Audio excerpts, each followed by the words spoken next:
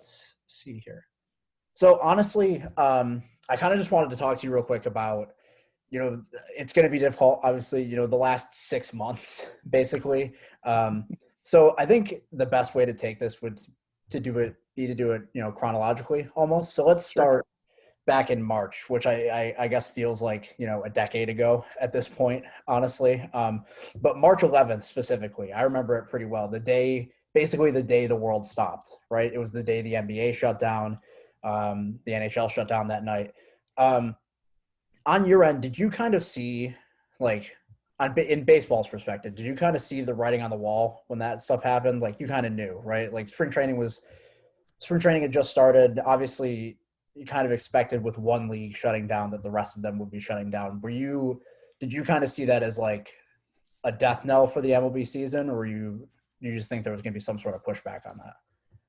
I It didn't take the NBA shutting down for me to believe that the sports world was going to be shuttered because and I'm not trying to pat myself on the back here, and I'm not trying to say that I'm Karnak the Magnificent or I'm some sort of, prescient person who has a crystal ball, but I saw the progress of the virus in other places and had a very strong sense that sports was going to become secondary.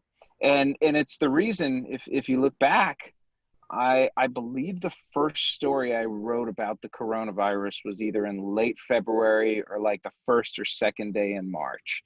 And the Pittsburgh Pirates had shut down their stadium in spring training to do a deep cleaning of it.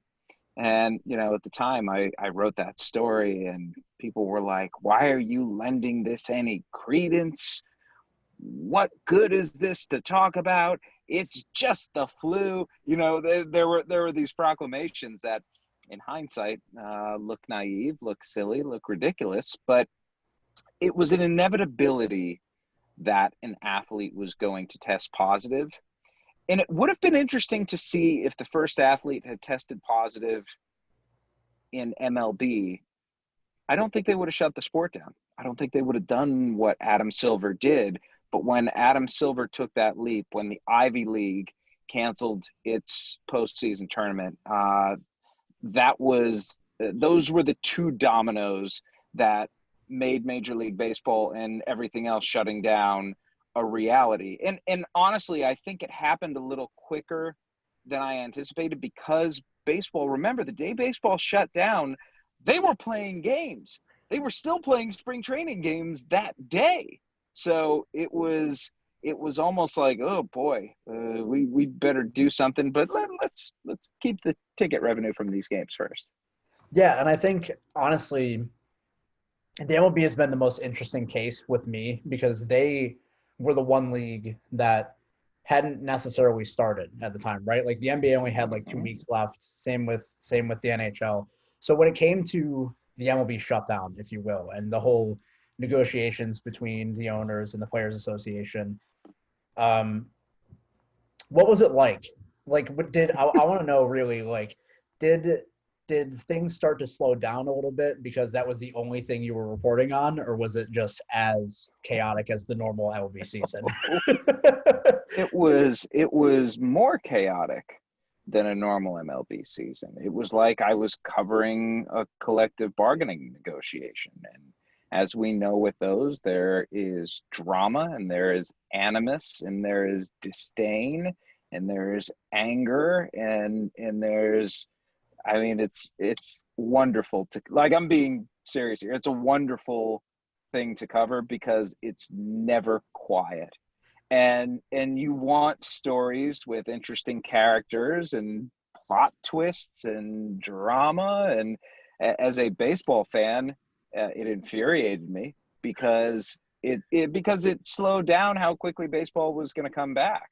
But as somebody who appreciates a good story, and this just being like chapter one of a very good story, I found it to be utterly fascinating, and it was a privilege to cover. Yeah, I mean that was the thing for me too. Like I was watching it. It seemed like not even like more than once a day, there was like a new thing coming out about like, oh, these are the owners' negotiations. Oh, this is what they're Mm-hmm. proposing, but they're not doing it for full pay. Like that, honestly, like you said, as a baseball fan, it really annoyed me, honestly. But at the same time, as someone who like writes news, like it was fascinating to watch. So now I guess we'll fast forward to now, right? Like the MLB is back. There's sports happening everywhere. Um, what do you think the biggest thing that's changed now that what do you think is the biggest thing that's changed now that the MLB is back? I think personally, the thing that's kind of made it as different is it has doesn't even have anything to do with like the in-game atmosphere, right? Like people are complaining, oh, there's no fans, blah blah, blah whole thing. I think the thing that's kind of gotten to be the most is the lack of information, right? It's like you have these alternate sites, but like there's no stats, there's no video, there's no nothing really. So like if someone is on the IR and they're trying to make a comeback or there's some prospect, like there's no info really on that. Yeah, think about how I feel. So it's just the same on your end. Like it's just not I at all. mean, I think the difference is I can have conversations with people who are at the alternate sites, Right. and I the problem is I don't know if what they're telling me is real or spin, and you have to double and triple check that sort of thing, because if somebody's saying that this particular prospect is looked amazing and is going to be a star, you're not just going to throw that out there. I mean, there needs to be verification. Typically, you would get exit velocities, or you would get radar gun readings, you would get spin rates, or you would get how he does as a hitter against particular pitches. We've been spoiled as baseball fans with information and with knowledge, and both at the alternate sites as well as at the major league level, where I don't get to talk to guys face to face. Like, it's Zoom or bust, and that's a really really weird thing to be dealing with, in a really weird life to be living, because I've grown used to having conversations with these guys and getting to know them in person. Yeah, and I think that's something that I've noticed a lot too. Like people that cover the team like just aren't allowed to be there. Like it was a thing too when the NFL started up, right? Like a lot of the beat reporters weren't allowed at training camp, and Mm-hmm. there isn't footage of any of this stuff. So like it's difficult to kind of prep on that side. And as a fan, it's kind of weird that they're in this sort of guarded situation, even though the sport is kind of happening. You mentioned how the shutdown was similar to a CBA negotiation, and I think I kind of want to spin this forward actually. Um, I know the MLB announced today their spring training schedule and their timetable for what they're looking at in terms of the start of next season. But do you think that this offseason is going to be any different than a normal offseason because people aren't allowed to go places? Like how do you see this upcoming offseason being unique in that kind of way? This offseason is going to be unique because teams are going to be firing and or not renewing contracts of hundreds of employees. You've already seen it start with the Yankees, with the Braves, with the Cubs, with the Diamondbacks, with the Red Sox. It's happening around the sport. There are going to be hundreds, hopefully not, but potentially thousands of people who lose their jobs. You're going to see a winnowing of the minor leagues, because minor leagues next season are going to consist of 120 teams, 4 affiliates per organization. And the short season leagues that we've seen there in the past are going to be gone. And so that's thousands of fewer players who are going to be in the minor league system. You're going to see a free agency that may not be like anything you've seen before, because teams are alleging that they're going to be losing billions of dollars this year. And if they're losing billions of dollars, they are certainly going to be loath to spending that money in free agency on all but the best players. You're going to see, I think, a record number of non-tenders where arbitration eligible players simply are seen as superfluous. And hey, if we can bring a kid up from A ball, which has been done 15 plus times this year, and pay him $550,000, why would we pay you $1 million or $2 million or $3 million for the same, if not worse, production, or even if the kid would produce 75% of what you're going to produce. Why, it's financially inefficient. So, all of these things are going to be happening at the same time this winter. And if anyone thinks baseball is slowing down at all, it's not. Like a lot of reporters, especially like NFL people early on, just because it was their off season. They had the draft, they had some other things, but they were like, "Oh, what do I write about?" I have not ever had a moment since COVID-19 was a thing where I thought to myself, boy, I don't have anything interesting to write about right now, because baseball is endlessly fascinating, not just in normal times, but particularly for me in these moments.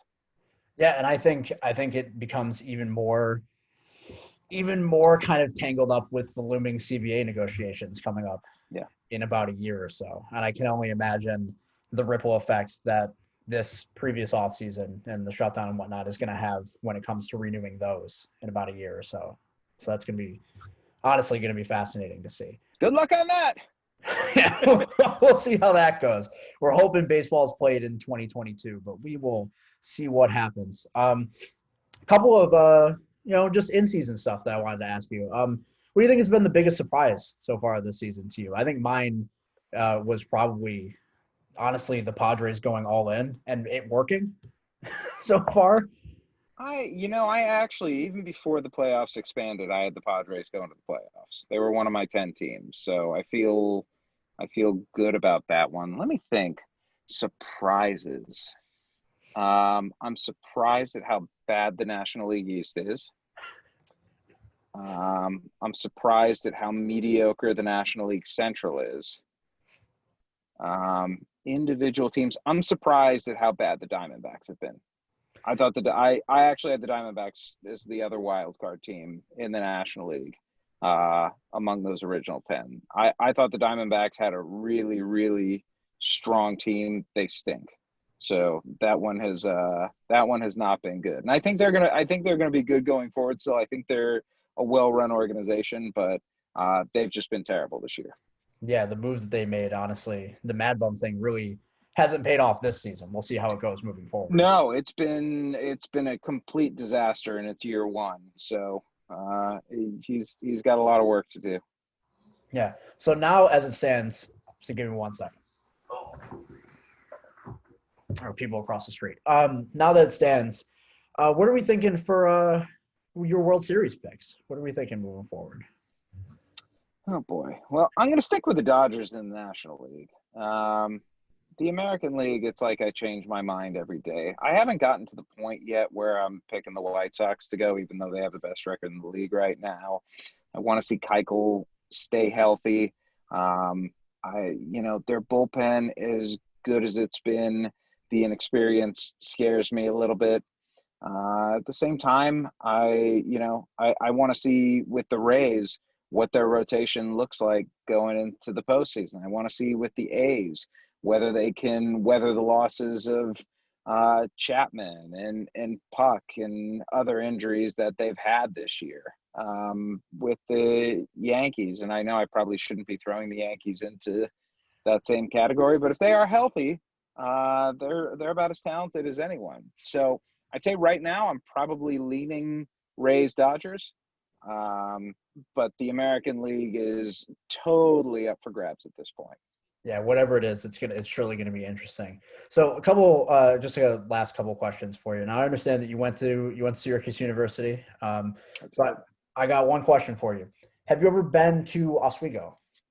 I most certainly have. One of my counselors at Racket Lake Boys Camp in upstate New York, named Len Dano, was an Oswego man, and he used to sing a song when he was so at the camp. Like the boys' camp was an island off of the mainland, and the girls' camp was on like the mainland side. And so the counselors, if they wanted to go out and drink, had to take a boat across the lake, would go drink in town, would come back and at like 2 in the morning would sing a song about Oswego State that I all I know is it starts Oswego into the wild blue yonder. Is that a thing? I have never heard that before in my life. Okay, they may have made this up, but They, they sang an Oswego. They drunkenly sang an Oswego State song coming back across the lake. So I have been through Oswego. I don't know if that if singing Oswego songs counts, but like my standard for being in a place is having a meal there, and I have not had a meal in Oswego, New York. okay, well then I got another question for you. Myself, I'm a Rochester native. Have you ever had a meal in Rochester, New York? I most certainly have. In fact, one of the schools that I visited on my college tour was the Rochester Institute of Technology, which was the brickiest like campus I've ever seen. It was magnificent and depressing at the same time. It hasn't changed at all. It's still just a bunch of bricks, just in Yeah, in a little town. So have like you they you've been call they around, call it they call it they call it Brick City, right? pretty much, yeah. Yeah. Have you ever had a garbage plate? That's the real question. Have I had a garbage plate? Yeah. Of course. All Come right. on. Who do you think I am?